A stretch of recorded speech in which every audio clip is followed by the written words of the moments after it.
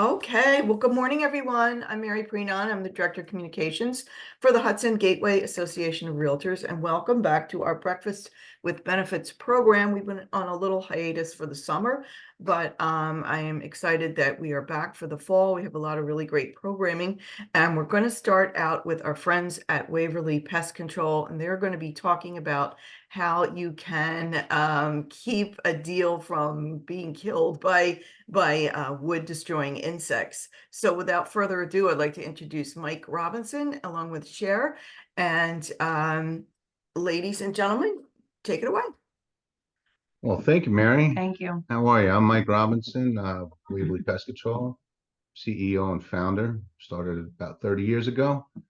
And this is basically going to be our first presentation here that we've put together on our end. And we hope to keep it entertaining for you and educational at the same time. So without further ado, we ready to go, We'll go ahead and share the screen. Here we go. All right. Is everybody getting a view of this? Can you see it, Mary? Yeah, okay. There we go. Love that jingle.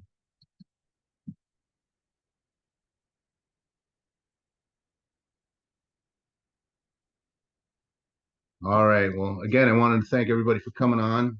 We're going to explain to you just how we can help you possibly salvage a deal from potential buyers that might be wanting to shy away from something once they hear there could be a wood destroying insect issue at the location. So basically what we want to do is educate you a little bit as to what those wood destroying insects are and how we can integrate this and possibly help keep it profitable for everybody involved. So basically who we are Waverly Pest Control Inc., full service company and residential pest control business serving the Hudson Valley area from New York City to Albany. And I'm celebrating my 30th year this year.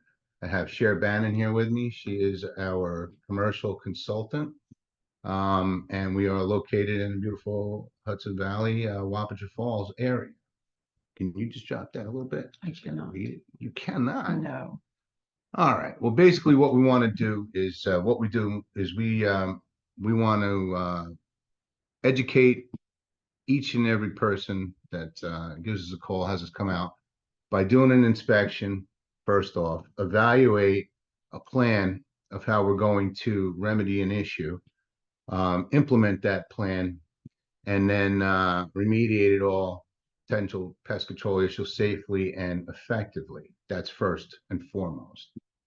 Secondly, if you're reading along with me here, we offer what is a IPM plan. It's called Integrated Pest Management. And what it is we use a combined blend of techniques for inspection, detection, whether it be organic and conventional baits, gels, sprays.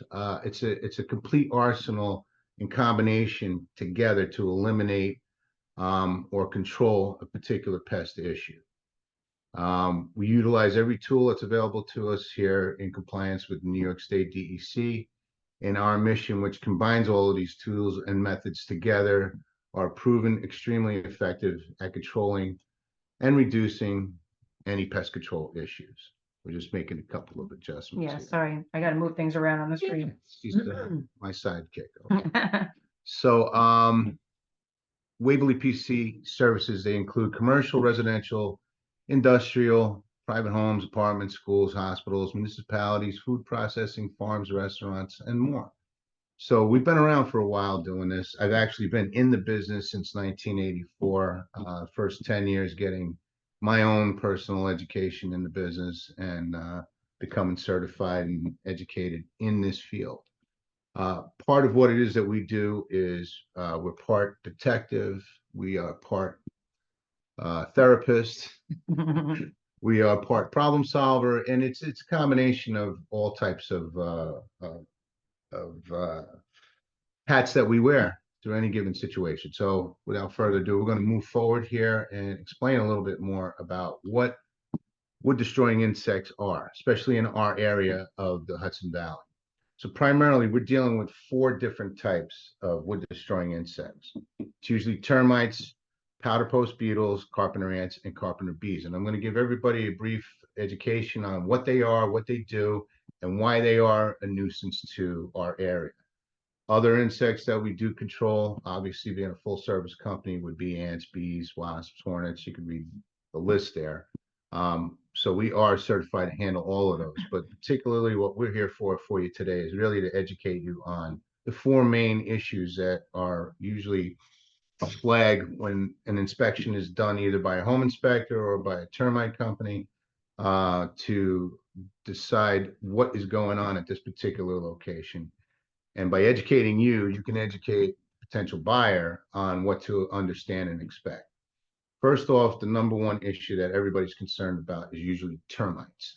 If termites come up on an inspection, basically the termites themselves are either going to be detected by the swarming that's going on, or they're going to open up some damaged wood and they're going to see the actual termites inside this wood during the inspection, or they might just see leftover damage from a previous infestation that may or may not have been rectified in the past. Sometimes it'll go away on its own, where they will find other means to feed off of.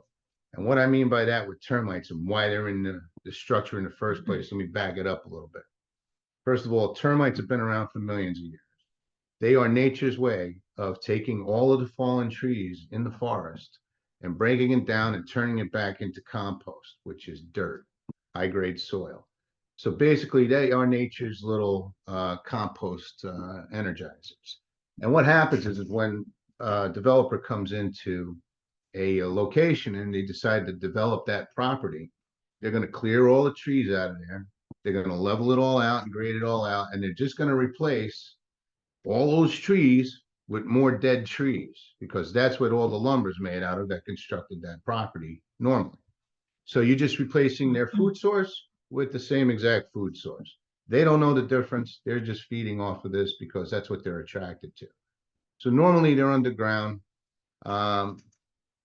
feeding off of fallen root systems, trees, and stuff from the past that didn't get turned over. And then eventually, at some point, and it could be at any point in time that that structure is there, within the first 2 years to 200 years later, they will at some point come across that structure and start to feed or move on to something else if there's other things in the area. But at some point in time, any house is susceptible. Any commercial structure that's made of wood, cellulose, is susceptible to a termite infestation at some point in time. It's just their food source, and it's just a matter of a random time frame when they're going to show up.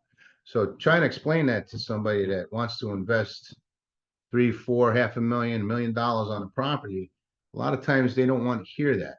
But unfortunately, you're going to have to educate them as to what's going on here. So that's pretty much about what I want to explain here. So So basically, what to look out for if you guys are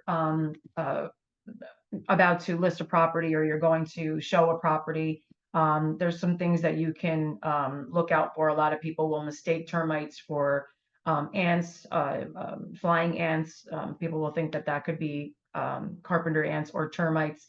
So we just wanted to kind of show you what to look for with each of these wood destroying insects, what they look like at different stages of their lives, and what each one kind of looks like, right? So you see on the left, we have the swarmers there.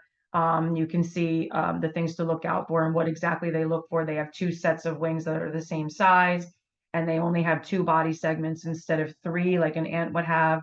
So that's how you'll be able to tell the difference. What's pretty cool about termites is the queen can live up to 30 years underground. One queen can live up to 30 years. So it's a pretty cool thing to kind of learn about. When you move over to the soldiers are larger. They have that giant head, and they're what's protecting the colony. And then the workers are those little guys are who actually causes the damage.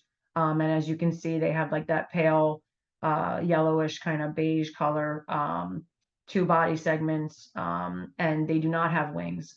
So some of the things, and we'll go forward with that as well, some of the things to look out for a termite infestation.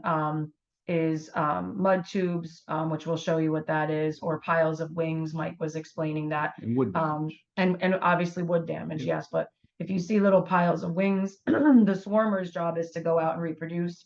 And when they come back, they burrow underground and lose their wings. So you'll see, oh, they'll shed their wings. You'll see piles of wings. Excuse me. And that's a telltale sign of termites. Moving on, we have carpenter ants. Their food source is food debris and other insects. And they don't actually, a lot of people think that carpenter ants actually eat the wood. They don't eat the wood, they burrow the wood to create colonies. So they're where termites are eating the wood because they eat cellulose. Carpenter ants are just burrowing to make a house, make Do you a know very that large house. termites are they're the only insect that can digest the wood. All the other ones kind of gnaw at it and make galleries out of it, make nesting areas out of it. But the termites are the only ones that could break it down as a food source. So just so that you're aware of what's going on with some of this, Yeah, wood damage. it's pretty cool stuff. So when you look at these, you can see that there's the winged adults, and this is a lot of times what people will mistake flying ants with the winged adults of carpenter ants, or termites as well. And you can see their body characteristics as well. They're going to have 3 segments. They're going to have an abdomen, a thorax, and a head, as opposed to 2 like termites. The queen can also live up to 30 years for carpenter ants, which is a pretty cool thing as well. Then you'll see the foragers. They are wingless. They have elbowed antennas, stuff like that. That's going to tell you the difference as well. Scattered food and water sources. Exactly. And That's then what most people see in there.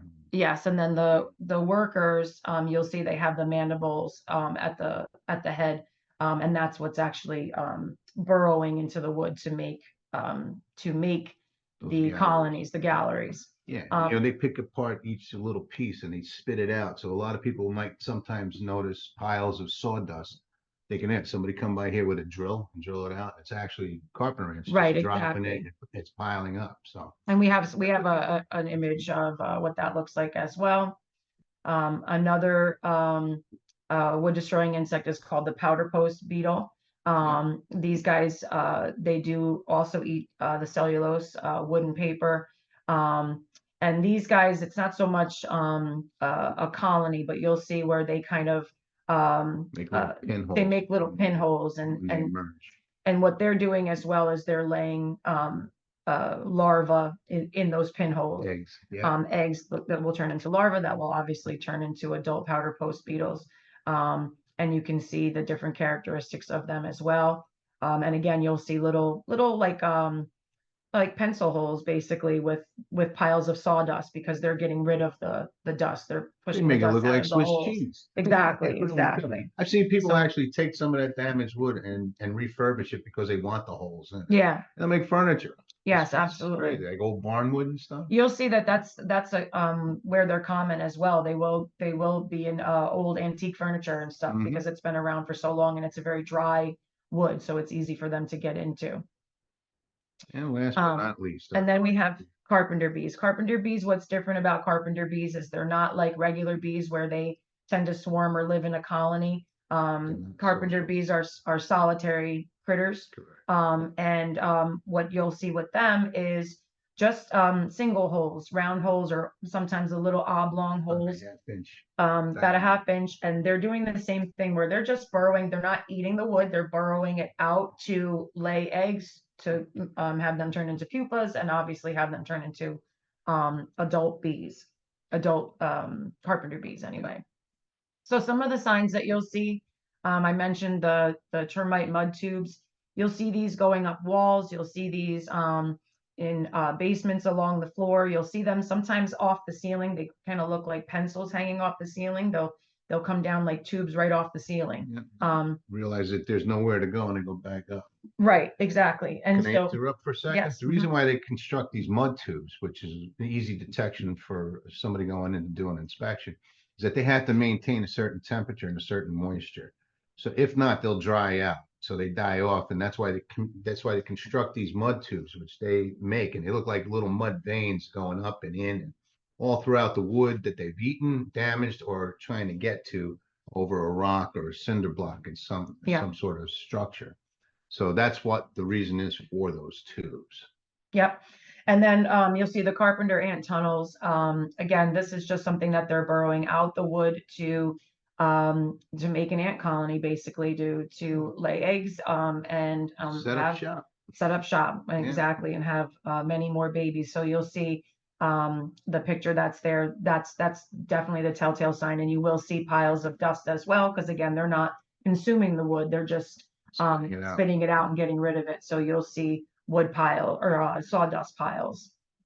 Powder post beetles will have these little round holes with really, really fine piles of dust. You might not Yep. even realize that it's That's wood what dust. it is, yeah. And so you'll see that you will see that in furniture, even new furniture that's being built. They'll use this type of wood for the characteristic of the powder post beetle damage, funny enough. And then the last one is the carpenter bee circular holes. Some of them are like I said, circles or oblong. And that is just where they're burrowing out that wood in order to lay eggs to make more bees. That's basically why they're doing that.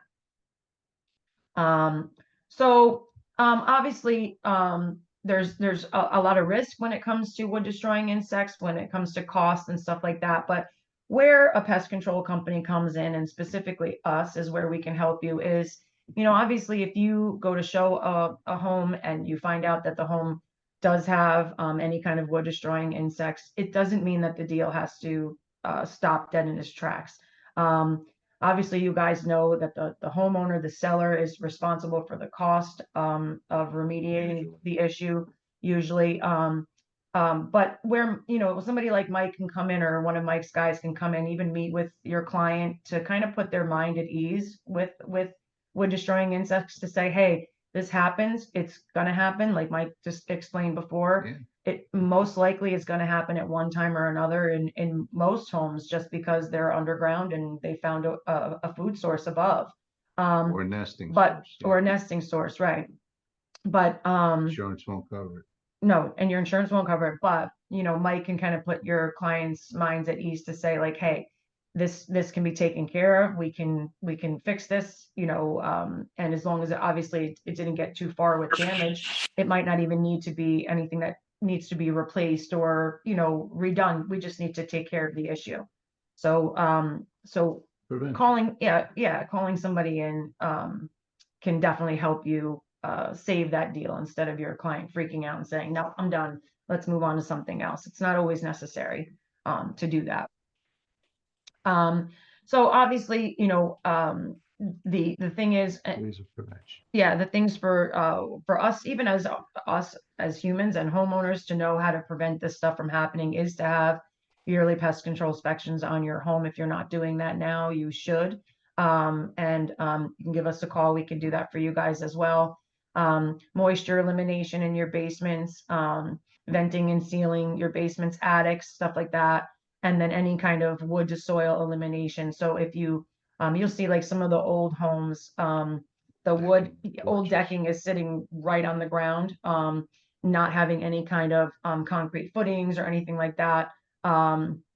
So sometimes that needs to be remediated. And It's usually your older. yeah, older homes will have that. Obviously, now we have concrete basements and concrete slab and stuff like that. And then the house is built on top of that. But that's some things to look for as well. So again, when you guys are listing homes, if it is an older home, look for that kind of stuff. Look for proper venting in the basements, in the attics, and wood to soil contact with the basements.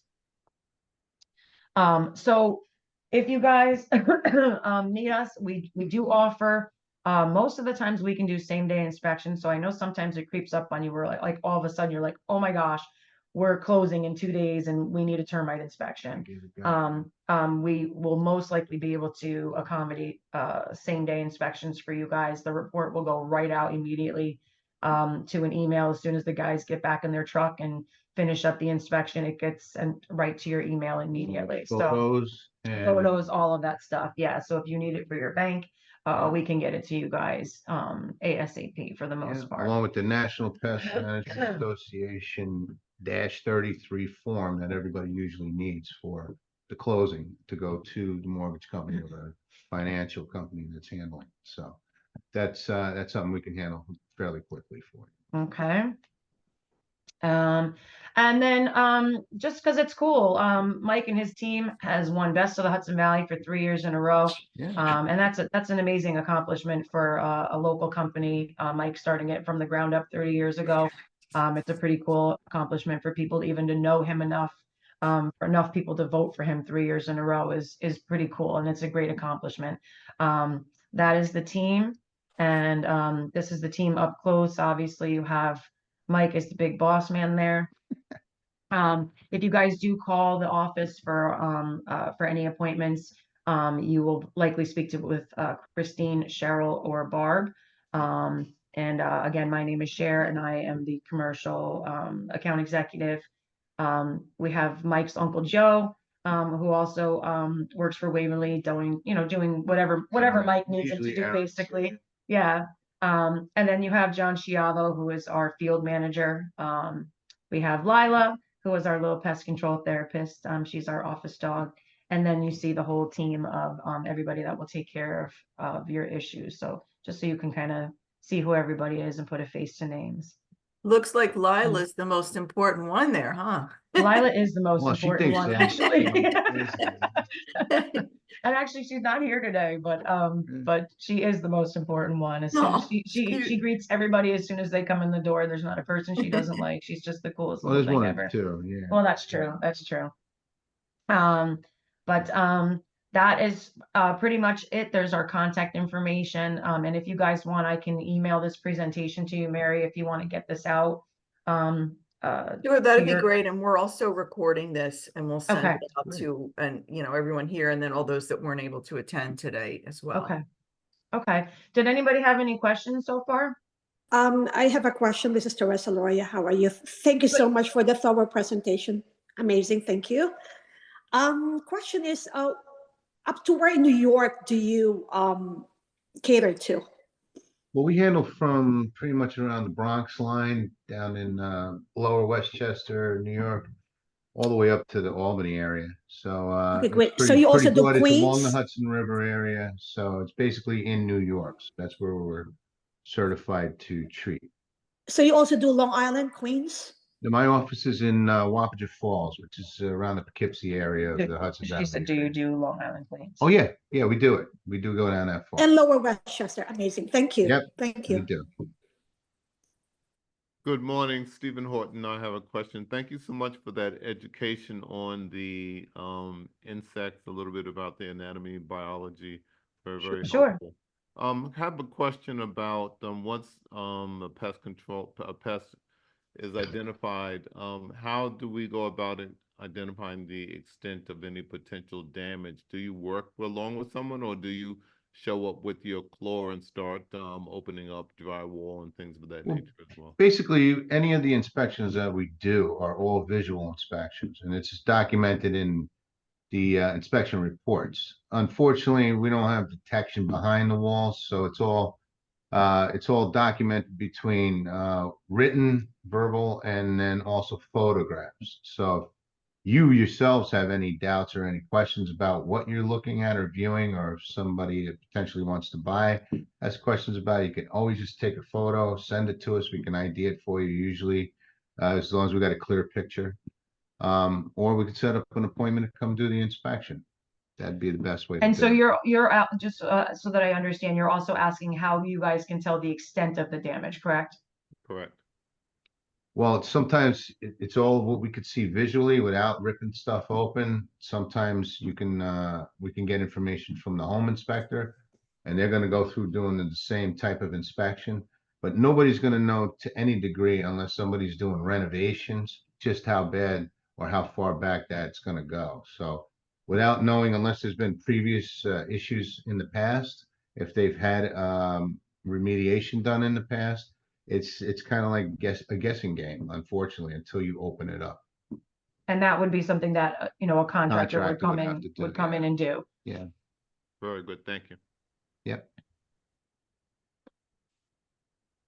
Any other questions?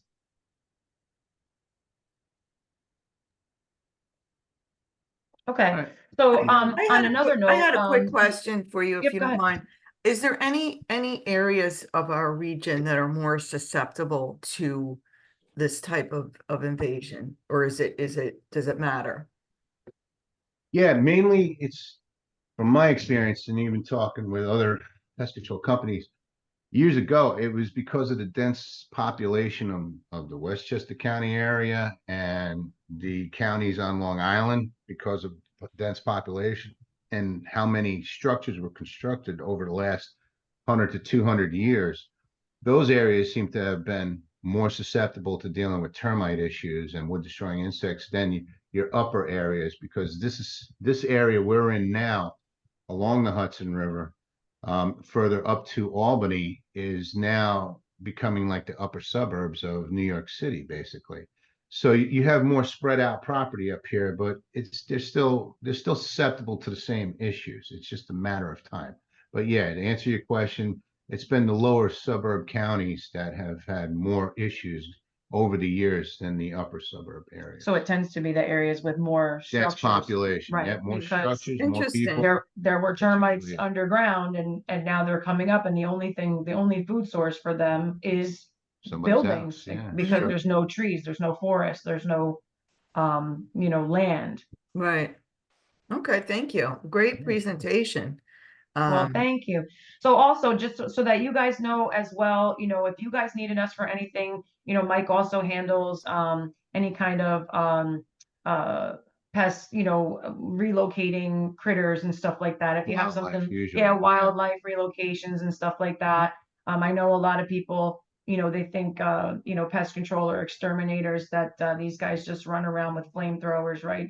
But that's not what it is. Not the case. No, we Anytime work with animal rescuers as well. exactly, Yeah. anytime Mike can remediate an issue Yeah. in a humane way, and relocate the animals, or again, Absolutely. bring them to a rescue, even for rehabilitation, to be sent back out to the wild.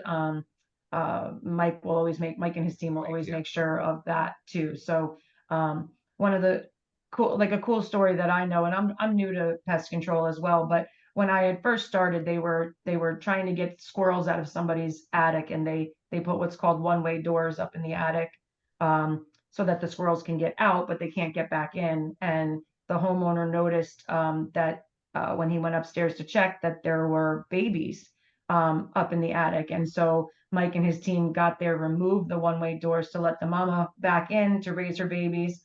And then when they were old enough to leave, they put the one-way doors in and all the squirrels got out. So like stuff like that.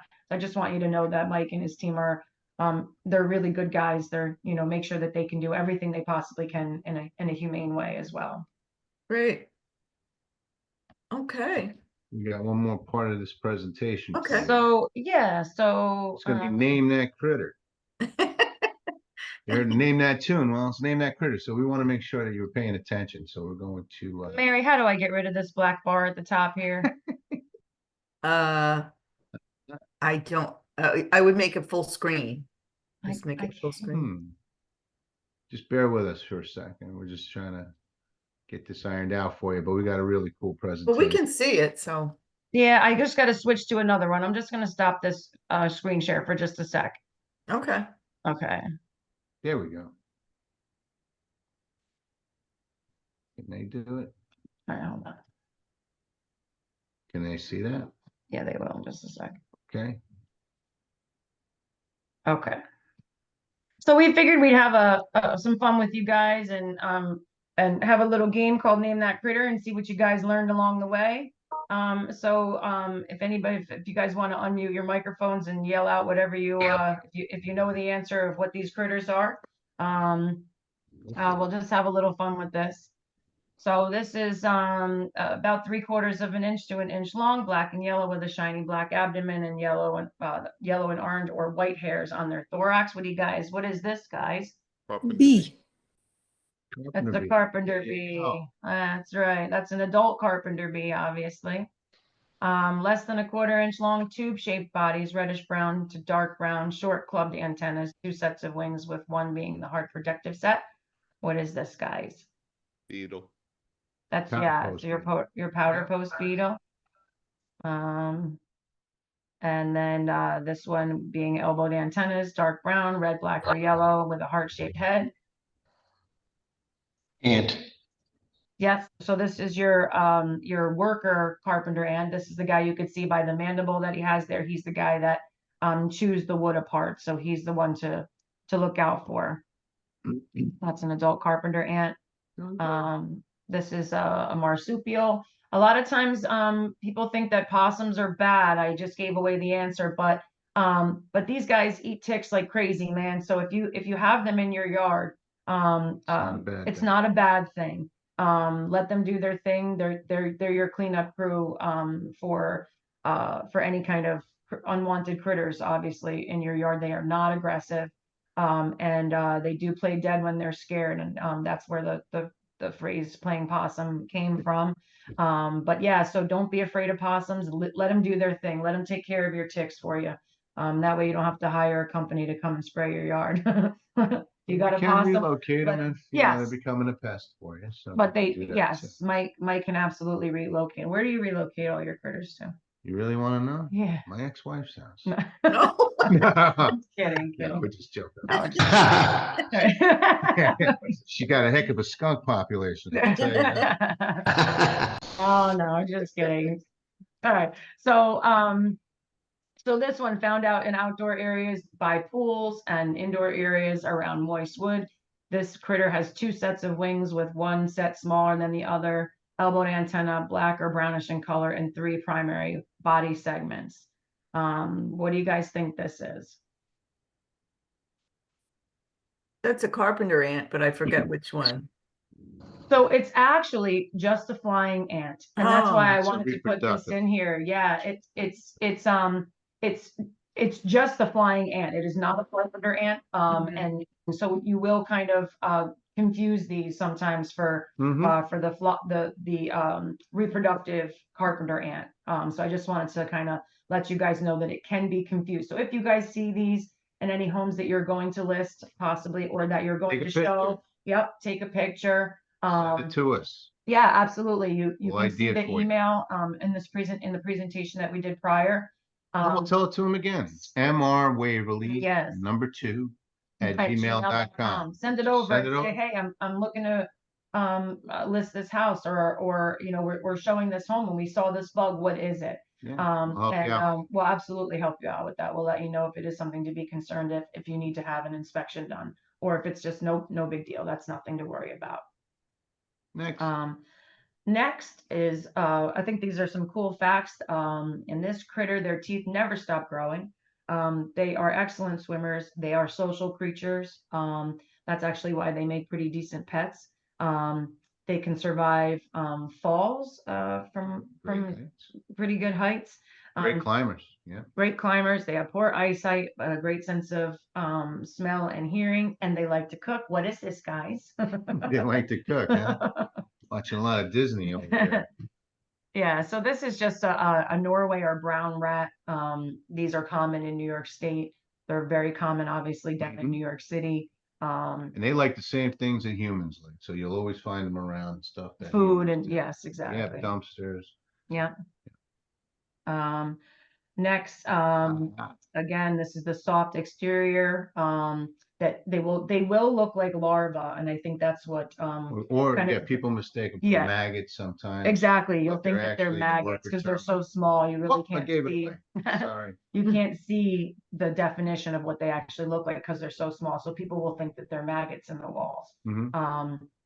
They are white, pale brown, Creamy 2 segmented bodies. They have a hardened head, and these guys are wingless, and you can see They'll their be in those little mandibles mud as well. veins too. Sometimes if they're active, if you scrape away some of that mud, they'll hopping out there like, uh-oh, what happened? Somebody broke Yeah. open Yeah. the tube. So if you look close, you'll see their mandible, and that's what they Those are the use to guys chew the wood costing out. gazillions of dollars Yeah, in damage. Those are them.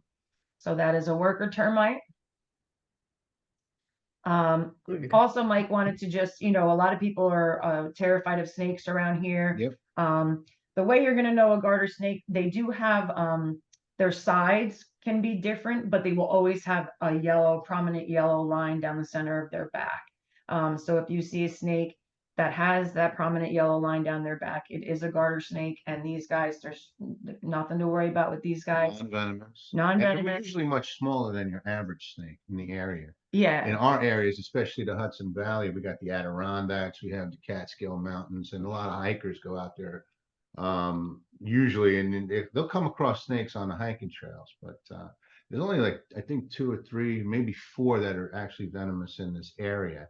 But most of the rest of them are non-venomous. So it's just a matter of just checking your ID on your snake charts if you do before you go out hiking, and realize, you know, if you do come across them, they're usually not going to attack. They're usually just either out sunning on the rocks because they are a cold-blooded animal. And you know, they'll avoid you. They don't come at you unless they feel threatened. And if it's a rattler for anything like a timber rattler or a cottonmouth or something like that, they will let you know by giving you a warning, by shaking that thing to back off. And usually the ones that are venomous have a pan-shaped spade type of head to the body of the snake. The rest of them are round, bull-nosed, and those are the ones that are non-venomous. The ones that have that spade head, those would be your venomous snakes in the area. But just give you a quick synopsis of what to Yeah. look for. So if you guys see snakes around anybody's home, and you see that prominent yellow stripe down their spine, right down the center of their back, it is a garter snake, and they're actually good to have. Take out mice. They take out mice, you know, critters that you don't want around your house anyway. So we'll tend to leave them. Some people are too weirded out and say, no, you know what, I'd like him to live someplace else. And if that's the case, we can come and collect the snake or snakes and relocate them if we can get them. If not, we have try to products relocate too them for you. to keep them away or deter them. So Yes, exactly. So not everybody's a fan of letting them coexist. well, So again, that is a garter snake. these guys you need. These guys are great. So obviously these guys collect pollen and nectar from flowering plants, milkweed, all that kind of stuff. Fruit trees, dandelions. They live in large groups and colonies, which can have 50,000 bees. A lot of people will see swarms of these bees and freak out and want them relocated, but they're usually there just temporary. Let them do their thing, and they'll move on by just resting themselves. and moving on to finding a location. So obviously you guys know what this is. These are honeybees. And so with honeybees, as opposed to other bees that you know, hornets, yellow jackets, all that kind of stuff, that Mike will get calls for to obviously get rid of the nest because they are a risk. Honeybees, not so much. So Mike will actually call beekeepers to come and remove the honeybees in a humane way, and actually, and the honey, and actually keep the bees for themselves, give them a brand new home. Just relocate them. So again, anytime Mike can do something in a humane way, he absolutely will. So he'll call in somebody else to take care of that problem for them. Hey, and then our last she name, is. that critter. See if any of you guys recognize who this is. She is man crazy, cigar smoking, beer guzzling. She's a 1,500-year-old witch that served in the United States Marine Corps for 2 days, and she was discharged for unnecessary roughness. Does anybody know who this is? It's an old Crickets. comic. It's an old comic. Does it? Nobody knows? Is it Broomhilda? It is. Well, it's actually. No, we're kidding. We're kidding. It is Broomhilda. Oh, boy. that's terrible. So it is Broomhilda. Yes, it is. Now, Mike's a big cartoon person. Don't get him started. He'll start with a I'll tell you voices and impersonations. Don't get him started. I'll tell you what. I'll tell you what. You know what the key part of doing this job since I've been in here for 40 years, especially when I'm coming in on somebody's house that's having in an absolute panic. They got this problem. Oh my God, I don't know where it came from. You hear the same description all the time. You got to have a sense of humor in this business. You have to have it. So that's part of the therapy that we offer when we come in. So a lot of times it's just a pun that we try to break the ice and keep everything moving smooth. Yeah. But once you explain what's going on to most of the customers, it puts their mind at ease and they realize, well, maybe it's not as bad as I thought it was, because you educate. And it's part of what we do. And I always believed in educating any customer, because it's always going to be the best policy you can offer. And then once they understand it, and once they're a little bit more confident with what you're explaining to them, 9 times out of 10, you can do what you got to do. And it's 50% of usually what we can offer the customer, and then 50% of what they could do for themselves once they understand what's going on to help eliminate or exterminate, or not exterminate, but get their problem completely Yeah. under control. Because sometimes it's about sealing things up and preventing critters from getting in, which is a little more than we can offer on the location. Sometimes you might have to call on a handyman or a contractor. They might have some gaping holes. They might have some issues with the structure that really needs repair, or it's in disarray. So, part of what we do is offer those solutions besides just coming in there and putting down chemicals or green products or whatever it is, traps, whatever's necessary for your particular pest problem. Yeah. But it's a win-win. It's a collaboration. The more educated the customer is, the more they understand what's going on, the faster the problem's going to get resolved. Yeah, and something important to know about Waverly as well is Mike will use green products as often as he can. So that's safe for humans, animals, stuff like that. So anytime that's a possibility, obviously that's not always the Case. case, Yeah, we try to keep the customers safe, and the other thing about Mike is, he's been in business for 30 years, and for him, this is about building relationships and building trust with people. And he's not going to be the guy to say, oh, hey, we can do this for you, and we need to replace all the, insulation in your attic, and it's going to cost you this much for us to do that. And, Mike is not the guy that's going to, try to upsell things you don't need. things you don't really need. He's going to let you know what you can do for yourself to help the problem, and what he can do for you to help the problem. Oh,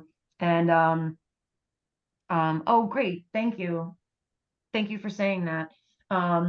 And so, yeah, so we just wanted to, like I said in the beginning, we just wanted to come in and put a face to the name and let you know how we can help you. We can help you save that deal. We know you got to spread the wealth when you're recommending people, and we totally respect and appreciate that. But if you guys need anything from us, like I said, we will be there if at all possible, same day, to help you with whatever it is you guys need. And this could be with business, or even your personal homes, or personal businesses, whatever the case may be. We're here for you. Great. Thank you again so much. And You're welcome. You can actually meet Cher and Mike at our next pub night, which I believe we have so much coming up. I think it's September 10th at the Barley Beach House in Rye, which is a great place if you've never been. It's right on the Long Island Sound. And it's beautiful. And I just wanted to share with everyone our next Breakfast with Benefits. We're actually going to have a live event. It's in White Plains. It's at a new senior living facility called Waterstone. It's right on Bloomingdale Road. And we're going to be talking about how to manifest your best self and manage stress, which all of us, I'm sure, want to do. It's going to be the 17th of September from 9:30 to 11. We will be actually serving a real breakfast. We'll have coffee and tea and buns and bagels. So please sign up for this if you haven't already done so. That's about it. But thank you both again. And I will be sending this recording out probably on Monday. Okay. We usually put it up on our YouTube. But thank you again. And thank you all for coming. And Thank have you. a wonderful weekend. Thanks so much, guys. Have a great day. Thank Thank you, Bye, you. everyone. Mary. Bye-bye. Take care.